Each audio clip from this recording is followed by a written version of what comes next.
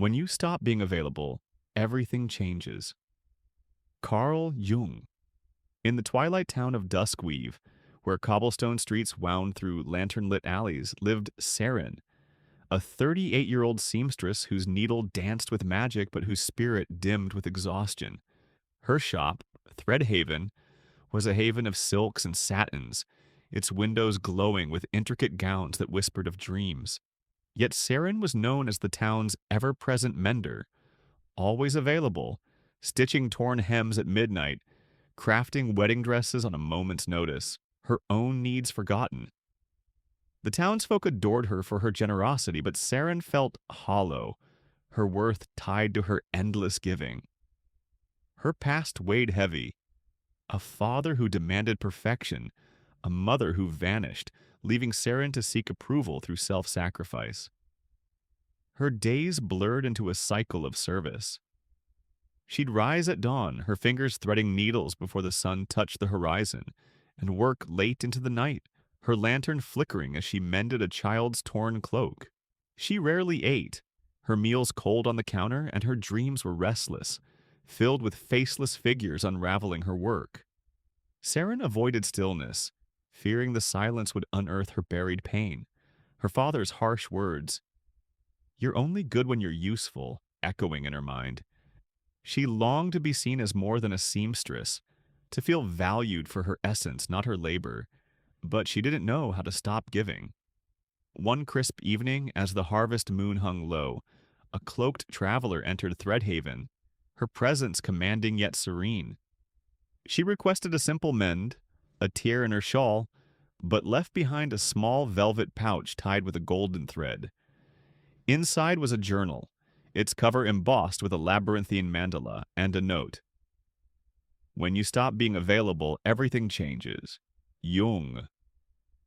Serin, familiar with Carl Jung from a book she'd once glimpsed, felt a stir of curiosity. She opened the journal, its pages filled with Jungian teachings on boundaries, the shadow self, and individuation, the journey to wholeness. It spoke of scarcity as a path to value, a concept foreign to Serin's endless giving. The journal became her guide. That night, Serin dreamed of a labyrinth, its walls woven from threads of her own making, a cloaked figure at its center holding a mirror.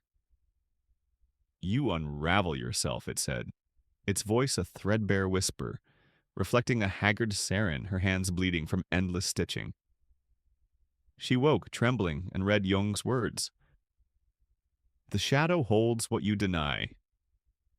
Her shadow, she realized, was her suppressed need for self-worth, buried beneath her availability. The journal urged her to set boundaries, to become scarce, to let her absence awaken her value. Serin hesitated, fearing Duskweave's rejection, but Jung's wisdom compelled her. She began small, closing Threadhaven at dusk, refusing late-night requests. The townsfolk grumbled, their knocks unanswered, but Serin felt a flicker of freedom. She used her evenings to mend herself, stitching a tapestry of her dreams. A moonlit sea, a symbol of her longing for peace. Her dreams deepened. In the labyrinth, the cloaked figure now held a needle, guiding her to cut threads that bound her to others' demands. "Who are you without giving?" it asked. Serin whispered, "Enough." And the mirror reflected a woman with steady eyes, her hands healed. Weeks passed and Serin's scarcity shifted Duskweave. The townsfolk, once entitled, began to value her time, commissioning gowns with gratitude, not expectation. Serin embraced her anima, her inner feminine softness, designing dresses with a tender elegance, and her animus, her inner strength, negotiating fair prices with confidence. She channeled the archetype of the creator, her work a reflection of her soul, and the sage, offering wisdom to those who sought her. Her shop became a gallery, each gown a story, her presence rare but magnetic. A young baker, Talon, whose shyness mirrored Serin's past, sought her advice, his hands trembling as he offered a loaf in exchange. Serin smiled, guiding him to set his own boundaries, his bakery soon flourishing as he learned his worth. Yet shadows lingered. One stormy night, Serin dreamed of the labyrinth flooding. The cloaked figure's mirror cracked, reflecting her fear. What if they leave? She woke, doubting her path. She sought Ilara, a weaver versed in Jungian thought, who said, "Boundaries spiral. Face the fear again." In meditation, Serin asked the figure, "What do you need?" "Faith," it replied, its mirror mending as she embraced her uncertainty. Her resolve strengthened, and she began hosting gatherings at Threadhaven, teaching Duskweave to value their own scarcity, their lives blooming with balance. Duskweave transformed. Serin painted her shop's walls with tapestries, labyrinths, moons, threads cut and rewoven, symbols of her journey.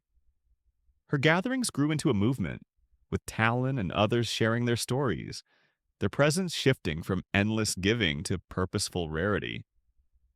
One evening, a girl, her dress torn, knocked at Threadhaven after dusk. Serin opened the door, offering a needle. "Mend it tomorrow," she said. "You're enough as you are." The girl smiled, and Serin felt Jung's truth. When you stop being available, everything changes. Your worth, your world, your soul. The journal remained on her counter, its pages worn but open, a testament to a life rewoven through Jung's timeless wisdom. The end.